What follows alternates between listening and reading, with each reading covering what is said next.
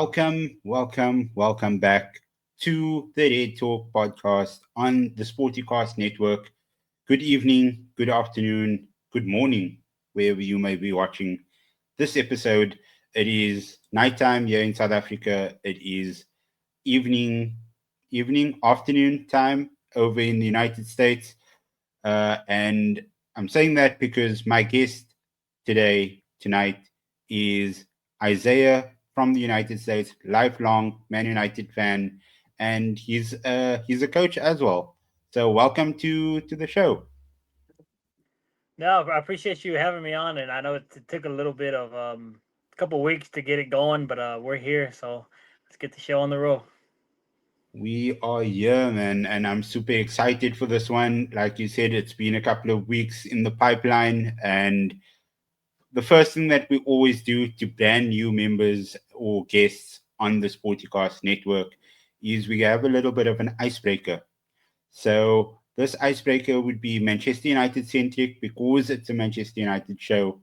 So if there is any player past or present from Manchester United, who would you want to have played with and why?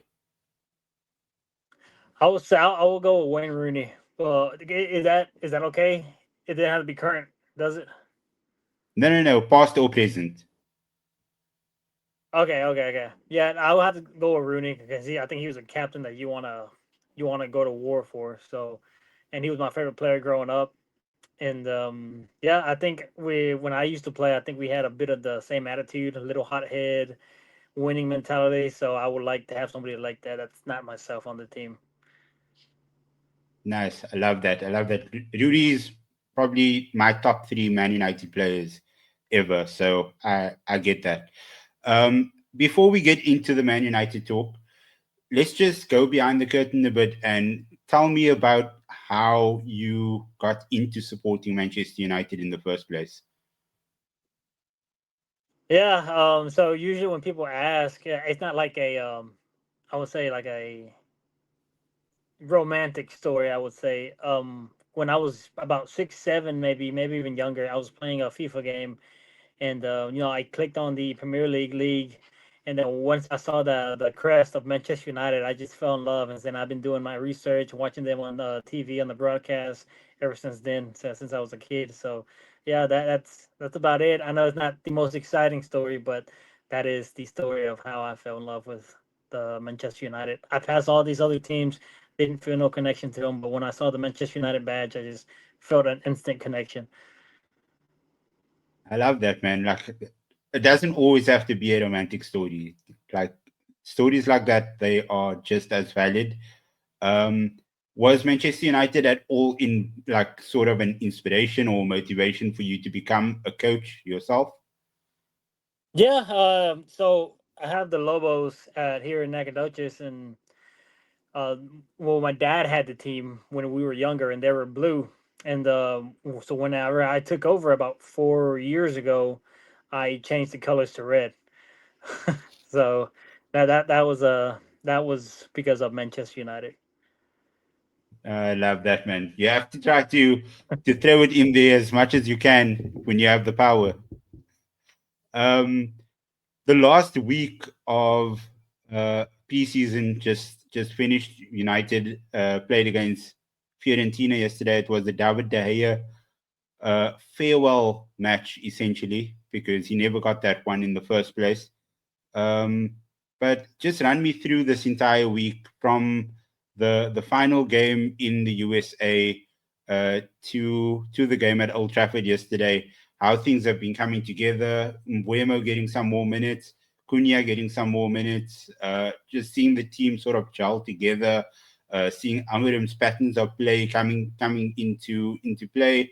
Yeah, I'd like to get your thoughts on that and how you see that sort of uh, getting us to play better and play the Amorim way moving forward into the season ahead. Yeah, so I actually didn't catch the game against Florentina yesterday morning. I was trying to, but I didn't want to pay for the Manchester United TV app that they have. Not for friendly anyway. So I sort of skipped that game. I haven't caught the highlights yet on it. But from the last game that you were asking about, from when they were in, I think Atlanta playing against Everton, I was tempted to go to that game. Almost did. Had tickets ready, plane tickets ready, but the guy, a friend that I was going with, he backed out, and he got a new truck and everything. So I was like, I'm not gonna go by myself. So, and he's also a Manchester United fan. He used to play soccer with him as well. But yeah, from the Everton game, we gelled pretty well together, and we saw a lot of improvement from last season because I think it was about, I want to say, I might be wrong, 8 players that started that game that were in the Europa League final, and I may have the numbers wrong, but it was around there, and it was just looked like a whole different team. I'm not saying it was perfect, but we did see a lot of beautiful one touch passing patterns, and a lot of players breaking through the line, and Brian Mbomo was, I think, in the first half was the heartbeat of that transitioning from either defense to midfield to attacking. Yeah, and I mean, we have we played that way. We played like this really like aggressive. I wouldn't say aggressive, but like rather fluid type of football.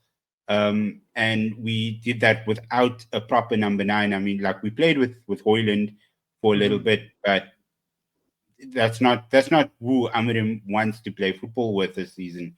And I mean, all the noise that's coming out of the club is that Hojlund is probably going to be on his way to AC Milan very soon on loan. But I'm speaking about a certain Benjamin Šeško coming into the club, who is going to be leading the line for Manchester United this season. He was unveiled yesterday. He had his welcoming at Old Trafford, took his selfie with the Snapdragon, and he he just looks like the fans just took to him immediately. Yeah, he's a huge player, still young, but his size is huge, and I know he's about like 6'4", 6'5", something like that. Could be wrong again. And he's a player that he brings something a lot different, a different personality, and a lot more, I think, charisma to the Manchester United front than Rasmus Hojlund. And I was a fan of Hojlund, especially his first season. He got about 16 goals. Unfortunately, he didn't improve on that this second season. And obviously, there's big rumors that he's going to AC Milan. And I know he wants to stay at Manchester United and maybe challenge Sesko for that spot, which is always possible. Any player can turn it around. Harry Maguire is a perfect example of that, and other players like Fred, who's no longer here at the club. But no, it's interesting because AC Milan have Santi Jimenez from Mexico, and I mean I don't know how well he's doing over there, or if he's not doing well or not. But I think Rasmus Hojlund going to AC Milan will be a good fit for him. Now the question is whether it will be a loan option to buy, obligation to buy. We still don't know. That's all up in the air, or if it's just going to be a permanent deal. But if he's willing to fight for his spot, I don't. I wouldn't say we would keep him, but I wouldn't mind it if we were to keep Rasmus Hojlund coming off the bench for Sesko. Yeah, I wouldn't mind it either. Like I'm a very big Hoyland defender, but at the moment, I think the writing's on the wall. He was on the bench yesterday against Fiorentina. He didn't come on for any minutes. They would rather play a false nine yesterday without him, like Mason Mount was playing in the false nine.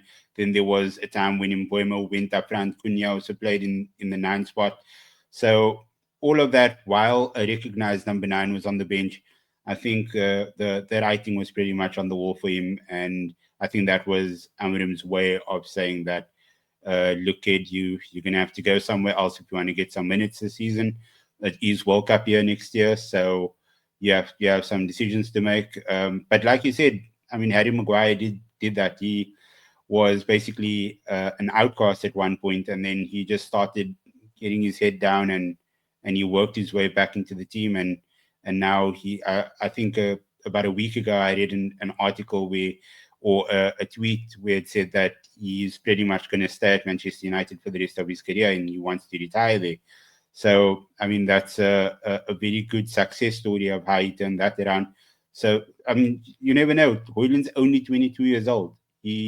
has his entire career ahead of him. Maybe going out on loan isn't a bad thing. Maybe going there for a season, absolutely crushing it in Serie A, and coming back to United, a stronger player could work wonders for him. I remember Amad Diallo had the same thing. He went to Rangers, Mm-hmm. he went to Sunderland, and now he's basically indispensable to the team. They offered him a long contract, and he's probably going to be at United for years to come. Yeah, I mean, like that's a good example. Another good example that Amad Diallo, he had a couple of seasons away at Manchester United, and we brought him in like in I think it was 2020. I think he went to Rangers. It didn't work out. He went to Sutherland, and maybe it's another club. If I'm not mistaken, but he did so well with Sutherland that I guess Eric Ten Hag was forced to try and give him a chance, and he made every moment of it count. So there you go. I mean, maybe the same thing will happen with Hojlund, but like you said, he didn't play a single minute against Florentina, so that kind of indicates either this is Yeah. your future or you go on and play somewhere else. Yeah, and I mean, like, we need to get a lot of these like guys, the bomb squad essentially, and now Hoyland is probably going to be included in that group. But we need to be getting them off the books if we want to make all of these other signings that's linked with United. So we have Carlos Baleba, we have Donnarumma, there's Lammens as well. So these are all key areas that Ruben Amorim wants for his team. He needs that extra midfielder. He needs a new goalkeeper. But in order to do that, we need to get rid of Garnacho. We need to get rid of Anthony. We need to get rid of Jadon Sancho. Taro Malacia still there. He needs to be shipped out as well. And then Hoyland now, he's probably going to be adding some extra income with his departure. What do you make about the Baleba noise, the Carlos Baleba links to Man United? Well, like many other United fans, it excites me, and that's not just because we're linked with another player, but that's also because he is a good player. He's one of the best midfielders, or at least young midfielders in the Premier League, and he was last season, and he caught the eye of a lot of people, and it's no surprise that Brighton want over 100 million for him. It's a Yeah. lot of money, but if he pushes for a move, I do think maybe it could be lowered. By how much? Probably not much, but lowered is lowered. And I think he would gel well into the squad. I think he goes into the squad immediately. The question is, who do we team up with him? Is it Casemiro, Ugarte, or Kobe Mainu? My guess would probably be Kobe Mainu, but since they're both young, not that it matters to me. But I don't know how Ruben Amorim will see it if we were to sign him. That's such an interesting thing though, because I think if Baleba starts, it would be Bruno Fernandes next to him, because Mbuemo and Cunha would be in the 210s. That So is right. Yeah. yeah, so there has to be a space or a spot for Bruno in that first 11, and he's the captain. He's not going to be sitting on the bench while somebody else plays in the starting 11. I can't see Amorim doing that. So essentially, I think Bruno Fernandes is starting, and then the other spot in midfield would be a sort of a conveyor belt between Casemiro, Ugarte, Baleba, Kobe Mainu, and that's basically the tens as well. Cunha and Mbuemo as well. They won't be starting every single game. Mason Mount it will be in the mix as well, and it seems like Amorim's been trusting Mason Mount a lot in pre-season. He played majority, or I think he played the entire game yesterday. I don't think he came off, or maybe he came off like somewhere in the 80th minute or so. But yeah, Amorim trusts Mason Mount a lot, and I think there's a lot to come from Mason Mount this season. Yeah, it's just unfortunate with Mason Mount that he's been injured ever since he's come to Manchester United, and I know he had his days as well with Chelsea. But since when Manchester United assigned him, Yeah, we've hardly seen what we could do, and we saw a glimpse of that last season in the Europa League when he was scoring. I don't know if it was a hat trick or he got a brace against was it Atletico Bilbao? I may be wrong, yeah. but and then like this preseason, I think he's been doing well. So as long as he stays fit, well he'll have an important role for Almiron.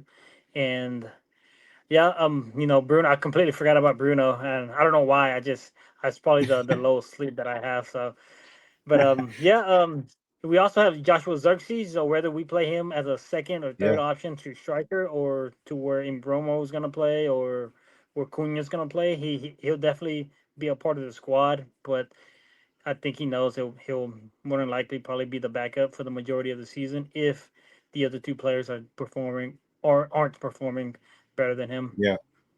Yeah, I honestly think it's going to be Mount Xerxes, Cunha, Mbuemo for those left and right tens.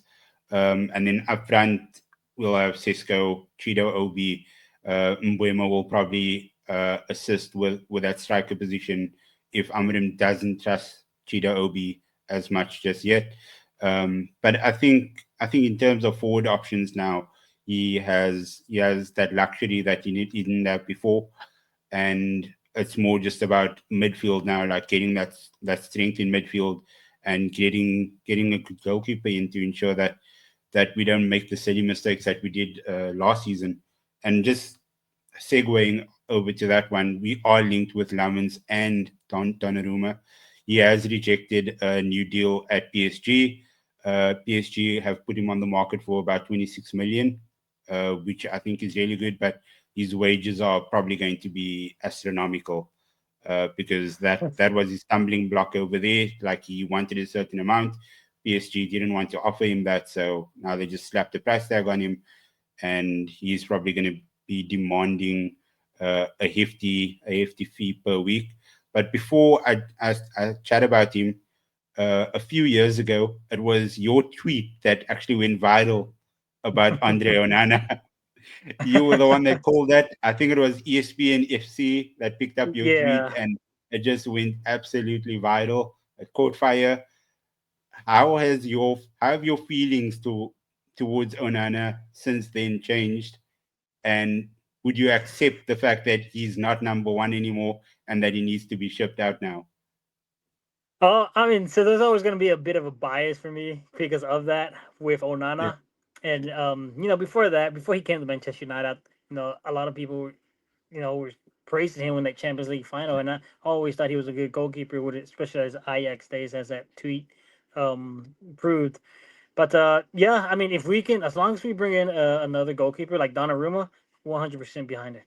And I would hate for Onana to leave because he's my boy. But I also acknowledge the mistakes that he's done and some of the points that he's cost Manchester United. So hey, you win some, you lose some. It is what it is. yeah, I love that. I love that. So, in the event that Donnarumma or Lammens arrives at Manchester United, would Onana be shipped out and then Altai becomes the number two, or what do you think the best plan of action would be for Manchester United right now? Well, if they want Onana shipped out, then I think they go for Donnarumma because I don't see Onana playing second fiddle for because yeah, it could be an ego thing, it could be whatever you'd like to say, but he didn't come to Manchester United at the end of the day to play second fiddle. Yeah, So if we were to get how do you say his name? Is it Lyman, the goalkeeper? Lammens. Lyman, Lyman's okay. I can see Onana staying 100%. I wouldn't say 100%. I'll say about 90%. I will keep it like that. But yeah, if we were to get Donnarumma, I think he's shipped out. But obviously, it Manchester United. It seems like Manchester United are leaning towards getting a second goalkeeper to compete with Andre Onana rather than just full on replacing him. Whether that be because of wages, transfer fees, budget, whatever. But that, from what I've been reading on reports, that's what it looks like they're heading towards. At least after a midfielder. Yeah, the only stumbling block I could see is that Donnarumma won't be able to get the wages that he would like at Manchester United. They It seems like this new negotiating team, the Jason Wilcox, Omar Barada, they have a very strict cap to what salaries they are offering players. Cunha came in, he's on 180k a week. Mbuemo's on 150k a week. So they are very strict with how much they are offering. I know Donnarumma's in a different class to the other two players in terms of he's just won the Champions League right now. He is regarded as one of the best goalkeepers in the world. but I can't see them offering him 400k a week, because that's the rumored amount that he's looking for. He's looking for between 350 to 400k a week, and that will absolutely destroy our wage structure. And I don't see how that can be a benefit to Ruben Amorim's Manchester United. Yeah, and I like I actually love the new structure that they're going towards. Is not overpaying players, not overpaying like a price, a transfer fee, and like they did with Benjamin Sesko, they didn't want to put in a a bid unless they knew he chose Manchester United. And I know we got the bid first, at least the news of the bid first. But like I've Yeah, always said on X, we're not gonna bid unless he says yes, and if we do, that means he said yes to Manchester United, and obviously that was the case. And I'm not the only one that said that, but that was my strong feelings on it. And then with in Bormo, I know it took a long time, over a little over a month, but they try to negotiate with Brentford for a and what's that word, maybe appropriate fee for him. yeah, And I think, what was it, 70, 75, something like that. I think that was a decent amount. I know it's a lot, but we're talking about a player who scored 20 goals last season in the Premier League. So yeah, I think you need to go after players like that. And same thing with Cunha, and I know he had a release clause. yeah, 100%. And let's just talk a bit about what Donnarumma can actually bring to this team if he does join. So we know that the defenders would probably feel a bit safer with somebody who's regarded as, like I said, one of the best goalkeepers in the world behind them. So in the event that they mess up, then they know that they have that safety a little bit further, sort of in the way that David De Gea was in his prime years at Man United as well. Yeah, I mean, like, he just won the Champions League. He just won the treble with PSG. That's why I was so shocked about how low his transfer fee was. But then I remembered probably the rate, the wages he was on. I don't see Manchester United offer him anything better or even equal to what PSG were. Maybe a little less. He is a giant goalkeeper. He's heading into his, I will say, prime years. Probably not his peak years, but his prime years. I think he's like 26, 27, around there.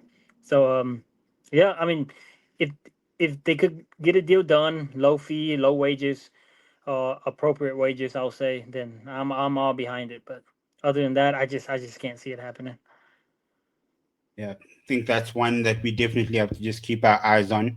The window is still open for about what, 3 weeks, till the About end of three the weeks, month. I believe.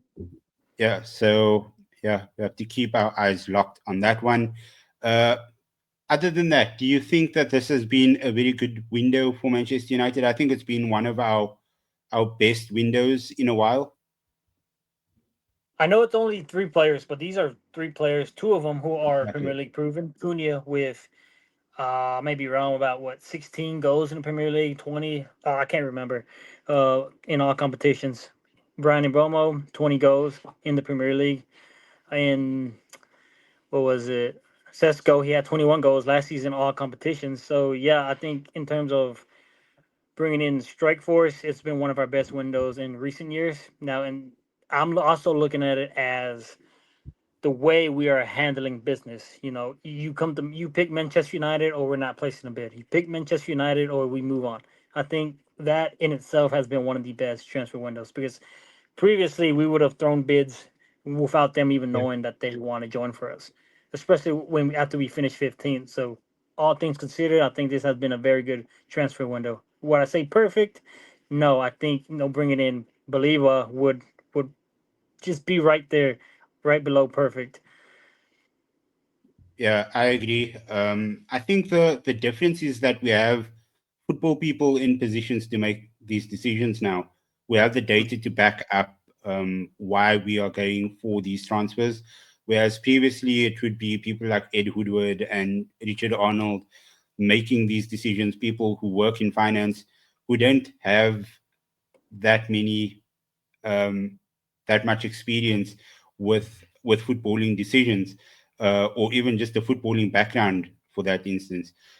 So yeah, the fact that we have these people in these positions, Christopher Vivell as well, heading the scouting network. He was absolutely instrumental in the Sesko deal. He was the one that brought Šeško to the Red Bull Group initially, and he knows him extremely well. I think he was 16 years old back then when he scouted him for the first time. So yeah, I think like having these people in those like extremely strong positions, having the networks that they do, I think it's just going to make Manchester United stronger in the years to come, and we've already seen that now with these transfers that they brought in. Yeah, and it's just it sort of dates back to last year. They weren't as quick maybe as they are like last year or this year as they were last year. But with Lenny Euro, I thought he was 100% going to Real Madrid, but he chose Manchester United. So, and that was one of the first signs of things to come, and now we're seeing it Yeah, in maybe not in full force, but because we finished where we finished 15th this past season. But just imagine when if we finish top four, top five, whatever, we get Champions League, we win more trophies. That's just the beginning and signs for things to come. yeah, I absolutely love it. Um, we are tackling the first week in preparation for the Premier League debut. uh, Basically a week from now, they would have finished playing their first game against Arsenal. What do you think Ruben Amorim's mindset is going to be going into this first game, knowing firstly it's Arsenal, they are leading the line with a striker he wanted initially, that he coached previously. They've strengthened a hell of a lot, and just knowing United finished 15th on the log last season, all eyes are going to be on them come first match day. How do you think his mindset is going to go into this? What do you think he's going to be telling the players? Coming from a coach yourself, uh, yeah, I'd like to hear your thoughts. So yeah, like you said, from if coming from one coach maybe to another is telling the players, look back on last season. We straightened the squad in attack, and we wanted maybe to sign Yorkeres, a striker that refused to come to us. Apparently, and I would be talking to Sesko and hoping that Sesko, if he does play in this game or start, which I hope he does, I will be thinking to myself, let's show him that we got the better deal, we got the better striker, and say, hey, you missed out on what's to come in the coming years. Yeah, and I mean, especially since Šeško was linked to Arsenal initially, Mm-hmm. so the word on social media is that he rejected Arsenal, and that's how Arsenal pivoted towards Gyökeres. You're correct. So yeah, it will be a good showdown for both strikers. I guess like to show the other team like what they could have had. Um, but yeah, like I'm just excited for it. I think the players' mindset is going to be crucial. Everybody's going to want to give 110%. Bruno Fernandes, the eyes are always on him. The spotlight is always on him. Uh, it's going to go down to how he's going to sort of manage his troops as well. Uh, but yeah, what do you think in terms of like Arsenal? They like how they're going to be set up. They just absolutely crashed Athletic Club yesterday in their last friendly. Gyökeres came off. He scored his first goal. He did his celebration. Saka scored. Havertz scored as well. So they look like they are pretty much a well-oiled machine going into that first game. No, yeah, I mean they have something to build on. They're in Champions League. They've signed one of the best strikers currently. Someone who's scored so many goals. It's gonna be an interesting game and an intense game and a game that I probably shouldn't be drinking any drinks on, but I'm going to anyway. But I think both teams have something to prove. Arsenal to say, hey, we can challenge for the title, and then Manchester United saying, hey, that last season was a fluke. It won't happen again. We're coming back. Yeah, and I think that's a very good segue into me asking you about your thoughts for United season ahead. What do you we like we certainly can't be finishing lower than 15th again. So where do you think Man United will finish the season, and how do you think that they'll go about the season ahead? So let's say the transfer window closes right now. We have just those three signings. That's a lot better than what we had last season. So with that being said, I would expect a lot more goals. I would expect a better clean sheet ratio, whether that be goalkeeper or defense. But I think overall, I think we could finish anywhere between top four to top six. And I know it's Manchester United. I hate to say that, but realistically, I think that's where we have to aim right now. I like that. I like that. I think I'm going top six as well. If we get Baleba and a better goalkeeper in, then it could be a better finish. But like you said, if the window closes right now and we only got those three signings in, I think top six could be realistic. But yeah, uh, just quick predictions for the game on Sunday: Arsenal versus Man United. I'm gonna be biased, so I'm going 3-1 Manchester United. Ooh, I love I that. know, I love but that you hey, are the optimism is flowing. I love that. yeah, it is. But 1 week from now, people could come back to this clip and be like roasting me and throwing banter at me. But that's I'm sticking with it. Dude, stick to your guns. You support Manchester United. I'm going for a 2-1 Man United win. Um, I'm probably a bit delusional right now, but the Hmm. preseason has me filled with optimism. I'm a glass half full guy, so I'm looking at us improving week on week, and I can't wait to see what happens this season. But thank you so much, Isaiah, for your time. I appreciate you coming on to chat with me. Um, if you have anything going on, plug yourself, tell the people where to find you on social media, and anything else that you'd like to say. Yeah, just appreciate you coming on, and not you coming on, but allowing me to be on the show and talking Manchester United and whoever is listening. Hopefully, we put some positivity back in the club, because that's what we try to do when a lot of the fan base is filled with negativity, especially online. But yeah, if you want to follow me, you can find me on X at the Real Isaiah One. I wrote it down here on the little name bar, and I appreciate you bringing me on the show. I love that, man. Thank you so much. Hopefully, this is the first and definitely not the last time. We also have our main football show called 343. That is every Wednesday at 7 p.m. South African time. It's a live show. So if you are listening to this on Spotify, if you are watching this on YouTube, make sure to tune into that show. The chat is always going extremely raucous, which is a great thing. So yeah, you can follow us at Sportycast on all social media platforms as well. That is Twitter, Threads, Instagram, Blue Sky, TikTok, you name it. We are on all social media platforms, the exact same handle. I am at AFBarker642 on all social media platforms as well, universal handle. If you haven't liked this video yet, please smash the like button. Please smash that subscribe button if you haven't already. Share this video as far as you can. And head into the comments below to let us know what you'd like me to speak about next on this show, or what you'd like us to cover on the 343 show on a Wednesday. But yeah, that is all from me. Thank you so much, Isaiah, once again for pulling through. I really enjoyed this chat. But that's all for us, and I'll see you guys next time. Peace.